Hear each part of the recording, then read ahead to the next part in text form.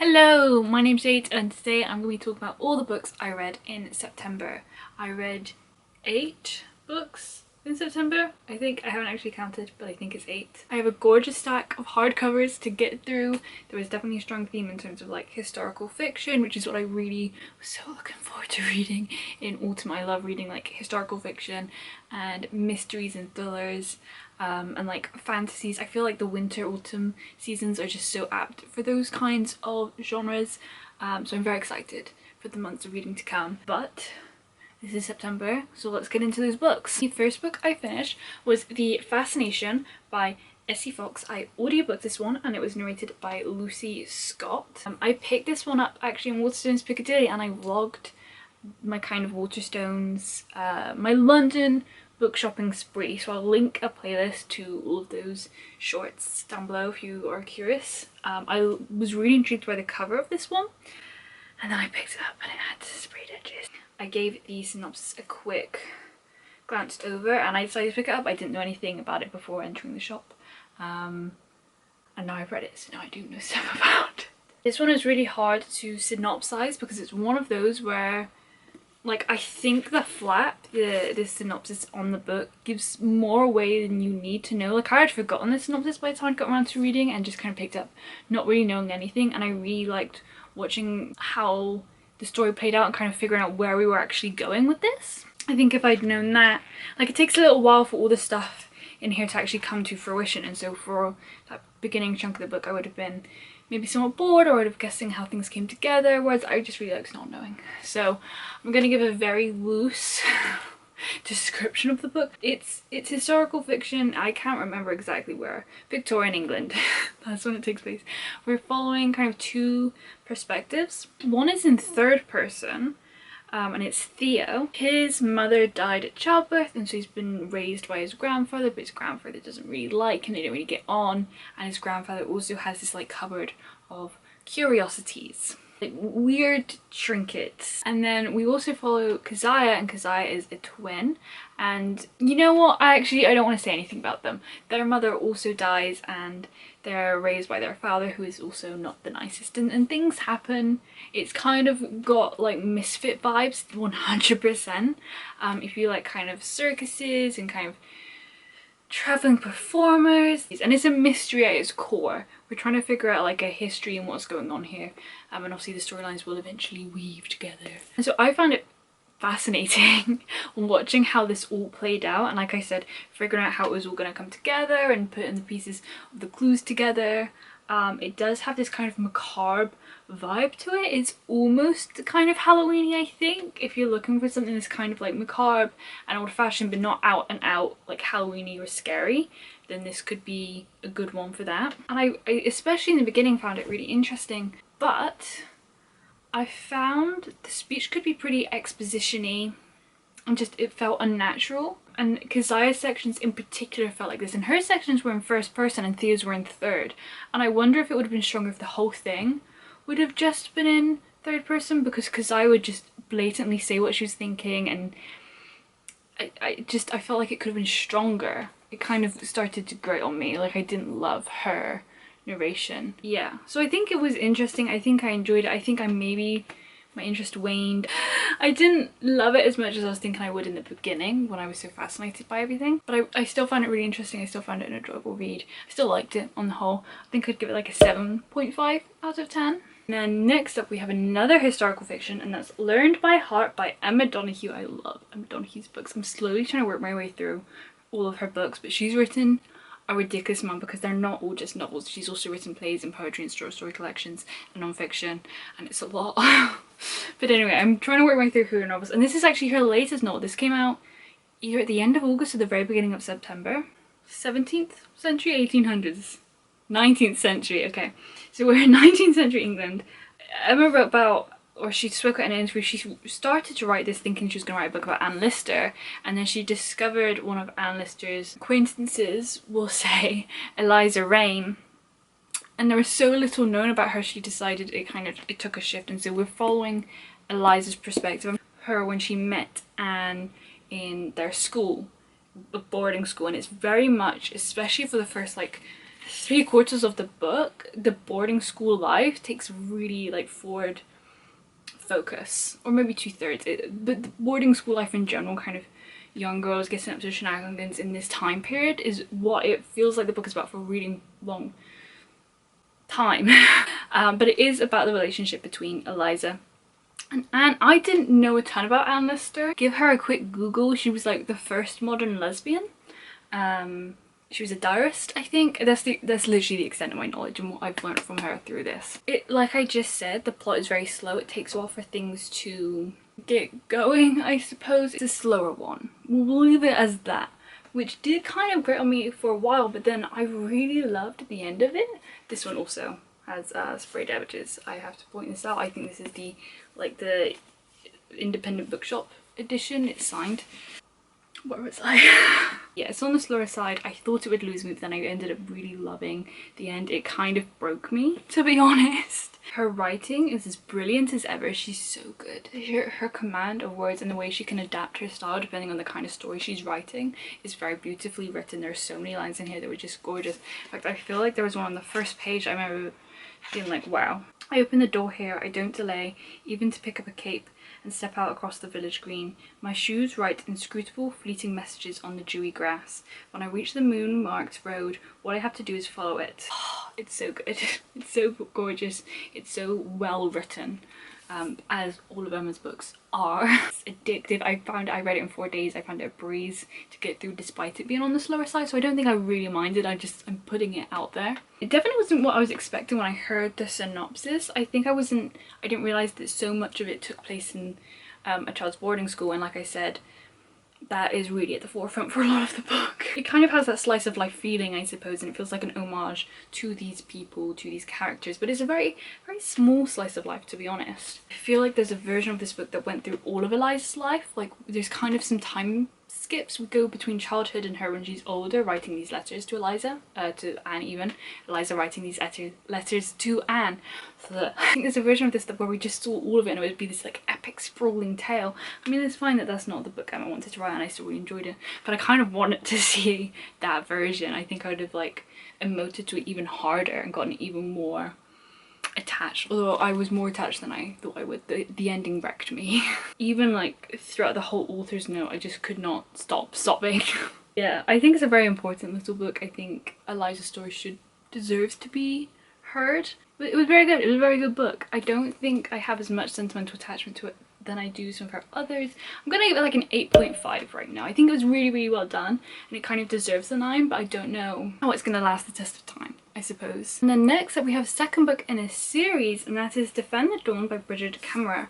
I read the first book in this series, oh I can't remember, I want to say last year, I want to say at the very beginning of last year, so it feels like it's almost been 2 years. I didn't love it. I really enjoyed the Cursebreaker trilogy by her, so I was excited to read something else by her. In my opinion, the Cursebreaker trilogy got more or less stronger and stronger with each book, and so I thought I would continue to love her writing and her writing would continue to become stronger to me, and that hasn't quite been the case. I don't like this series as much. I'm vaguely invested in the overall premise and maybe even the characters, but I have a lot of problems. I really didn't like the first book, and I can't even remember the specifics why. I don't think it was well written, and I think, oh, I found it really slow and boring. I didn't like care very much. I'll link the video where I discussed the first one below, and then you can also hear me like synopsize the series. Like, this is book 2, I can't really say what's going on. I did enjoy this one more, I think. Like, I don't think I was dragging my feet as much. Like, the first one took me a really long time to get through, and I audiobooked this one, and that made it much easier to get through. In fact, like I say, I was vaguely invested. Was the writing still kind of... yeah, it was still kind of... was it still cheesy as all heck? Yeah, it was still cheesy as all heck.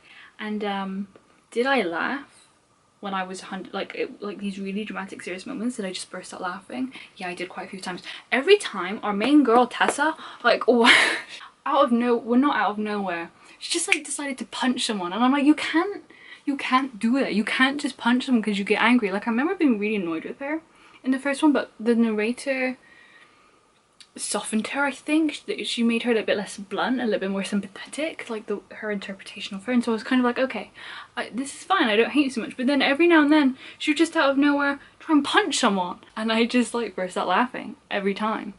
what are you doing? Like I'll read the third book, but I'm kind of hesitant to pick up any more by her. I know she's got a spin-off series to the Cursebreakers trilogy, so I'll wait and see. I think it's going to be a trilogy. I'll wait and see how that one plays out, how it was received, and I'll decide then.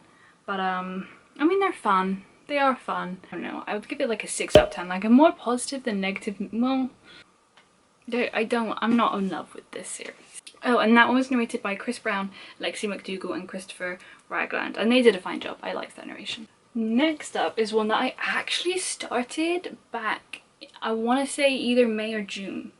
I did it as part of Plato's Fire's readathon. Plato's Fire readathon. That didn't sound right. She makes ancient Greek inspired jewelry. If you don't know, I will link to her shop down below.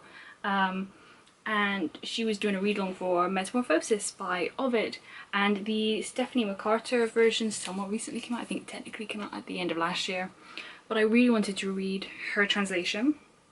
I read it in uni, and I remember scant parts, but I know that a lot of women, I say a lot of women, the Odyssey by Homer, but Emily Wilson's translation has got a lot of hype, and I really want to read that one, and I know she just released the Iliad, but since there was like a read along for this one, I thought that would be more doable, and it'd give me an excuse to, like, if I bought the book, which wasn't cheap, it was like £30, then I'd actually read it.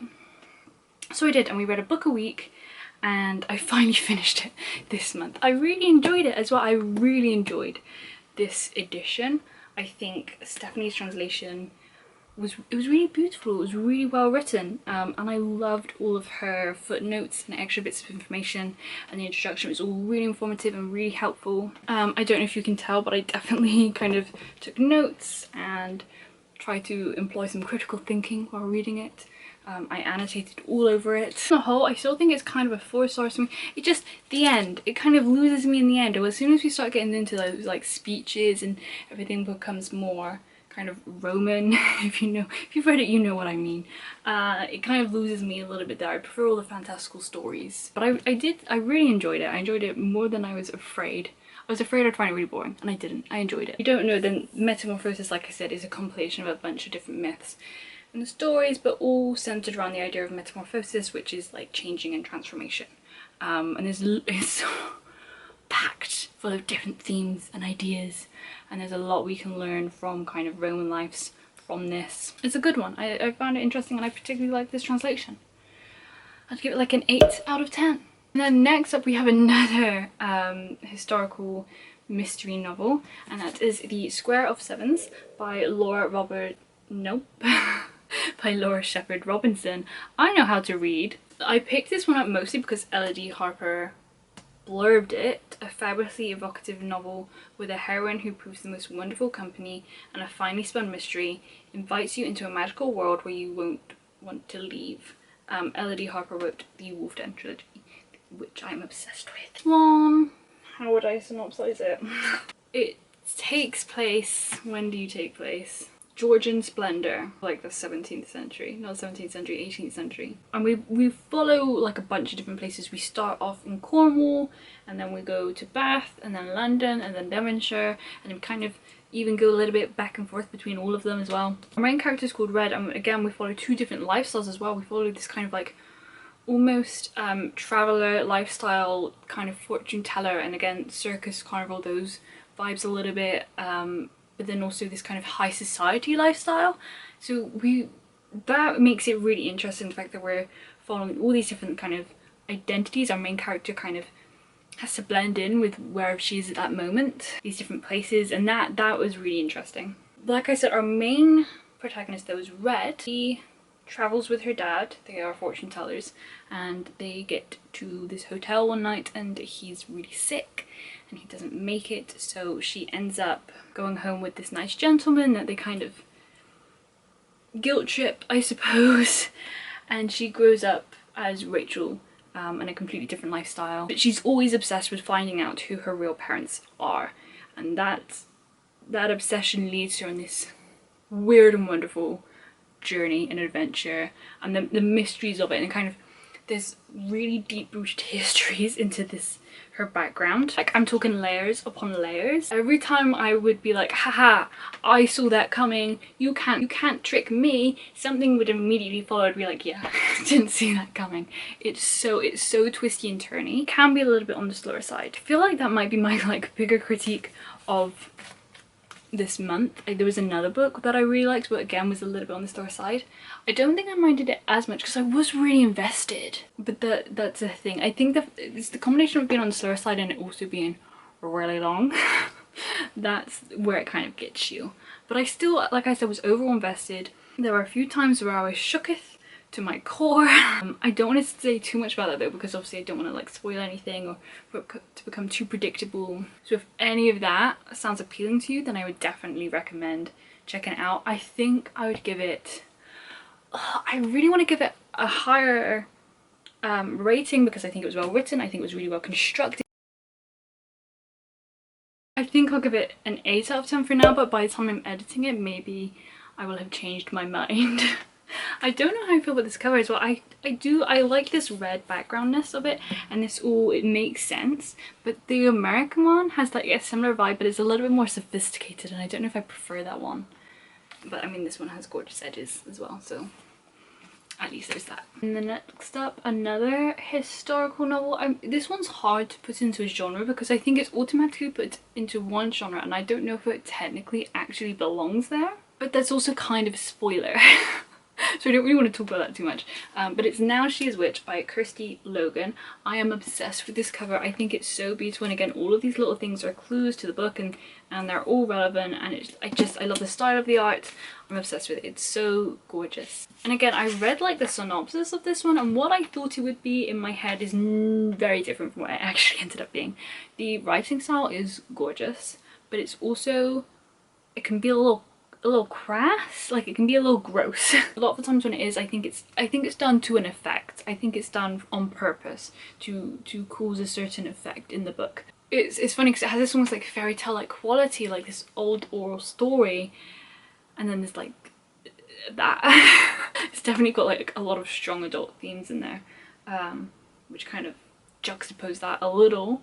I think ultimately, like the way the story ended up being, it just wasn't for me. The pacing, I think the way it was structured kind of felt a little off to me. So we're following Lux. Lux's mother dies, so she goes back to bury this ribbon that her mother was obsessed with, and while doing that she meets Else, this other younger woman. Lux has always been warned about the Northern Witches. They're bad, apparently. They're not Christian, they're not good, and Lux has her suspicions about Else and who she is. She thinks she might be one of these Northern Witches, and they set off on a little quest, enact revenge on a man that has wronged Else. So I thought it was going to be this quest book. I knew it was queer, and like, you know, these two kind of witch-like figures going off to seek revenge on this man in the woods, and witches are a very strong theme, but like I said, it ended up being very, very different. So it wasn't so much quest because we weren't traveling for that long, and they're spliced by these sections of backstory, which have a very different narrative style, and I think they're well done, but they take up quite big chunks of the book. It almost felt like a 50-50 split in hindsight. I was really interested and invested in the beginning, but then as the story unfolded and I kind of figured out what it was actually going to be, I feel like I've heard this message before. I feel like I've heard it done not necessarily better, but in ways that I prefer. I feel like the themes and the links it makes, you know, aren't anything particularly new. I didn't like how the story ended up playing out. It wasn't for me. Which is a shame because I thought I was really gonna like it, and there's a lot in here that I should, like, on paper like. But it was just kind of, yeah. I'd give it like a 7. Okay, 2 books left. Second to last book that I'm going to talk about today is Babel by R.F. Kuang. Now, I know that this author has a ton of hype. She wrote the Poppy War trilogy, which I really want to read, and recently Yellowface, which I also really want to read. This is the one that I own, so this is where I started. It's a dark academia, again, historical. No, I told you, a lot of historical fiction this month. This one's more in like the fantasy realm. Almost got like a little bit kind of steampunk, like an arcane history. And I know another version of this title was Babel, or the necessity of violence. Like, it's to do with alchemy. I think that's the word I was thinking of, although alchemy is concerning gold, but it's about silver work. That's kind of how the magic system works in this one. We're following Robin, who is Chinese. He was born in China. His mother got really sick and died, and this mysterious man came and helped him out and took him away to England to raise him to be good enough to go into Oxford to study at Babel, which is this tower. People in there, they study translation, and translation is directly linked to this magic system, this silver magic system. A lot of themes of like colonization. The writing in here was really strong. It was really well written, really gorgeously written. The characters all felt super real and tangible. Fascinated by this world, both in the historical sense and this system that the author created, and the magic system. Again, it had that thing where it's a little bit on this lower side and it's the long book. This one though is longer than it looks because the writing is pretty small and compact. I audiobooks this one. I don't think I've looked up the narrator ahead of time. Oh, no I did. Chris Liu, oh that's very small. Chris Liu Kum Hoi and Billy Fulford Brown. Now, okay, so I loved the audiobook, and I definitely think because it's so long and because it has an almost dense feeling to it. I think the Square Sevens did too, because they're both historical fiction and because they're both like, a lot goes on but they're also slow and we're kind of following mundane life a lot. They have very similar, in terms of the pacing, very similar feelings to them. Whereas this one didn't have like the constant twists and turns of the mystery, I think, to keep me going. Like, I did enjoy the characters, but not as much as I think not as much as I think you need to keep momentum. The narrators though, that is what I was talking about. So Chris did a fantastic job. He did so many different accents, and just like his interpretation of all the characters, I just really loved.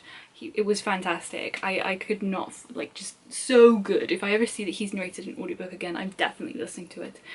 And then Billy, aka Zara Hampton Brown, aka the narrator, the female narrator for the Dark Olympus series by Katie Roberts, which is very different in tone. There's footnotes in here, so she read out all the footnotes. But because in my mind, like, I just connect her voice with the Dark Olympus series, which is, I don't know if it's technically erotica, I think it might be. She has a very breathy voice as well. And so it just felt so strange. I mean, she's a great narrator. I got over it eventually, but it definitely, it was interesting. It was an adjustment. Wait, so both the narrators did a fantastic job. I'd highly recommend the audiobook. I think it was really well done. It really helped me keep some form of momentum. I think I would have really struggled without it just because of how dense it is and how long it is. Yeah, those are my thing. I think it's really strong. I think objectively it's fantastic. I can see why a lot of people love this book so much. I can see the hype. I think it deserves the hype. I would definitely recommend it to someone. I just think I struggled with it a touch. I personally would give it more like an 8.5 out of 10. I think there's been a lot of 8.5s. There's been a lot of like, I really want to give it a 9, but I just can't quite.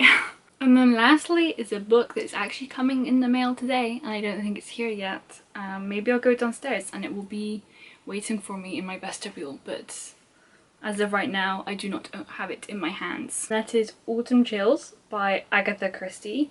This is the third book in a kind of, actually I think it's technically the fourth. I think this is the most recent one that's come out. That came out this year. HarperCollins are releasing these short story collections by Agatha Christie. The first one that I read was Sinister Spring. There's also Midsummer Mysteries, I could never remember that one. Then there's Autumn Chills, and then there's Midwinter Murder, I think is the winter one. I'm a chapter, I don't know if you can see, I'm a chapter away from finishing it. I have like 40 minutes, so I'm pretty confident that I can finish that one today. And it's a collection of short stories by Agatha Christie, all with an autumnal theme, although some of them I don't see the connection. Some of them I do. Like, there's one that's like kind of a bit ghosty, there's one that takes place on Bonfires Night. Some of them make sense and then some of them not so much. Because I don't have the book in my hands right now, I don't know if I could list out to you my favourite ones. I can't remember what any of them are called. Like I said, hopefully the book comes today, so hopefully I'll be able to insert a clip like showing you how gorgeous it is, because the covers of these are so stunning. I'm obsessed with them and the foiling. I know that HarperCollins are also just releasing other Agatha Christie books in this kind of series with this kind of naked hardcover and foiling and stuff, so I'm really tempted to start collecting them. I'm worried that they won't all be released, but I'm kind of tempted to just start collecting them anyway because they're so stinking beautiful. I cannot wait to get my hands on that third one. I feel like on the whole I remember really enjoying the first one. Like of course it's a bit hit and miss, I didn't love every single story, but for the most part I really enjoyed it. And then I didn't like the second one. Again, when I say second one I mean Midsummer Mysteries. I didn't like that one as much. I just wasn't as invested in a lot of the stories. I didn't really care. I really enjoyed this one though. I think the vast majority of the stories I was pretty invested in. I was trying to figure out what was going on. I enjoyed them in some way, shape or form. So this is a pretty strong one. I'd give it like an 8 out of 10 I think overall, maybe 7. Yeah, I liked it a lot. And those are all the books I had to talk about today. I'd love to hear what your favourite book of September was. If you've read any of these and you have any opinions, please let me know in the comment section down below. But other than that, that is all I have for this video. Thank you so much for watching. I hope you have a fantastic morning, evening / night. My name's Shade. I hope I see you again next time. Goodbye!